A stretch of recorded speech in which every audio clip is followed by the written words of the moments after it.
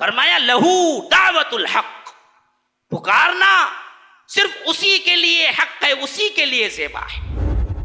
والذین یدعون من دونہ، جو پکارتے ہیں اس کو چھوڑ کر دوسروں کو، لا یستجیبون لہ بشیء، کبھی قبول نہیں کیے جاتے ان کی دعائیں، کبھی بارآور نہیں ہوتی ان کی دعائیں، کبھی وہ قبول نہیں کرتے، کبھی ان کو سنائی نہیں دیتا، کبھی وہ دراصل جواب نہیں دے سکتے۔ ان کے اس پکارنے کی مثال کیسی ہے؟ الا کباسط کفیہ الی الماء لیبلغ فاہ وما هو ببالغہ۔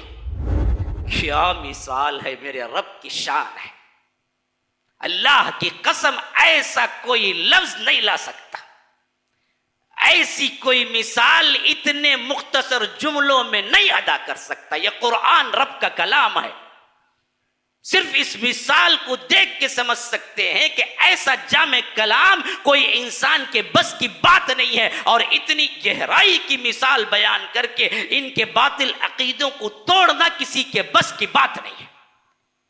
فرمایا کہ الا کباسط کفیہ الی الماء، جو لوگ اللہ کو چھوڑ کر دوسروں کو پکارتے ہیں، کوئی بھی ہو، نبی ہو، ہاں، یا محمد پکارنے والا بھی اسی میں شامل ہے، یا غوث پکارنے والا بھی اسی میں شامل ہے، یا خادر پکارنے والا بھی اسی میں شامل ہے، کوئی بھی شے ہو جو اللہ کو چھوڑ کر پکارتے ہو، اللہ کہتا ہے کہ الا کباسط کفیہ الی الماء، ان کی مثال ایسی ہے جیسے وہ کنویں کے منڈھیر پہ کھڑے ہو کر ہتھیلی پھیلا کے کہہ رہے ہوں پانی کو آ منہ کی طرف، آ منہ کی طرف، آ منہ کی طرف۔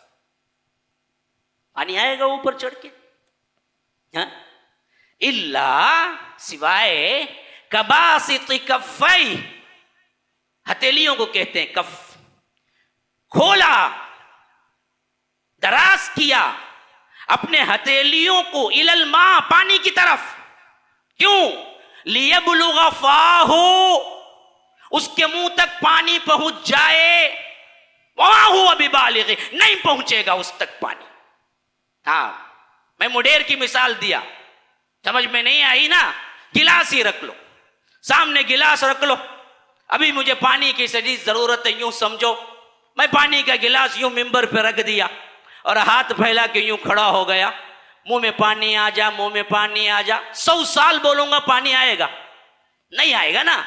وہی اللہ کہتا ہے بدبختوں، تم جو اللہ کو چھوڑ کر درگاہوں میں جا کے پکارتے ہو، قادر ولی سے دعا مانگتے ہو، علی حجویری سے کرتے ہو، کسمور کی درگاہ کو جاتے ہو، یا یرواڑی جاتے ہو، یا ناگور آنڈور کہہ کے بھاگتے ہو، یا اسی طرح جتنے بھی درگاہیں دنیا کے اندر قبریں ولی اور اسی طرح دوسرے جتنے مردے ہیں اور جتنے ولیوں کو تم سمجھتے ہو، یا جتنے جھاڑوں کو، درختوں کو، پتھروں کو، حجر نصب جتنے بھی ہیں، ان سب کو تم سمجھتے ہو کہ یہاں پکارنے سے دعا قبول ہوتی ہے، وہاں جا کے کھڑے ہو کے تم کہتے ہو کہ میری مصیبت ہے، میری پریشانی ہے، میرا جاب چلا گیا، میرا فلاں ہو گیا، میرا ایسا ہو گیا، وہ کبھی قبول نہیں ہوتی۔ وہ ایسے ہی ہے جیسے پانی کی طرف ہاتھ پھیلا کے کھڑے ہو کے تم کہو کہ پانی منہ تک آ جائے، پانی منہ تک آ جائے، ہاتھ پھیلا کے کھڑے ہوئے ہیں، آ جائے گا پانی، آ جائے گا، قیامت تک نہیں آئے گا۔ لیبلغ فاہ وما هو ببالغ وما دعاء الکافرین الا فی ضلال۔ اسی طرح کافروں کا پکارنا سوائے گمراہی کے اور کچھ نہیں ہے۔ ایسا کرنے والا معلوم ہوا کافر ہے اور اس کی پکار کو قبول نہیں کی جاتی۔ یہ ہے درگاہوں میں پکارنے والوں کا انجام۔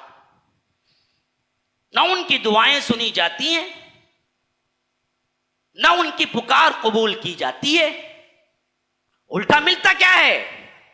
الٹا اللہ کا عذاب ملتا ہے۔ یہ مشرک بنتا ہے وہ بندہ جو درگاہوں پہ جا کے پکارتا ہے۔